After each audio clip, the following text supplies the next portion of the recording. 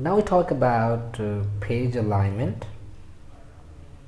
You can see over here we have a drop down with the top and the middle one. So you can see if I select the middle from the drop down, I have this canvas and we have some space from the top and the bottom, and this canvas is in the middle one. And if I click the top, it will go to top, and we don't have any space from the top, and we have some space from the bottom. Now we talk about wallpaper. If I want to change the color of the wallpaper, so I can do it easily by this. So this section will turn into color one because this is the wallpaper, and this will definitely cover the entire screen. So this is the wallpaper section, and this is the canvas. We have already discussed about the canvas colors and the canvas background images.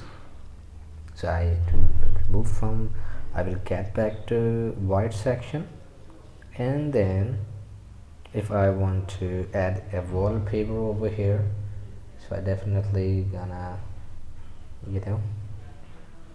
select the image. I have the wallpaper available, but that will definitely in the background of this canvas. So I go to fill. So you can see over here I have select the fill drop down option.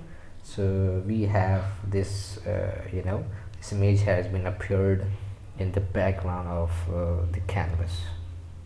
So I will remove this image, and we move forward to understand about the filter pan. We have the filter pan over here and the activities over here. Now you can give a color to it, font and icon color. You can change the color. The color have been changed, and you can set the text of the title. You can increase the title. You can change the size of the header text. We have font family, borders, and width. So we have different and much options to set up and to style this filter section.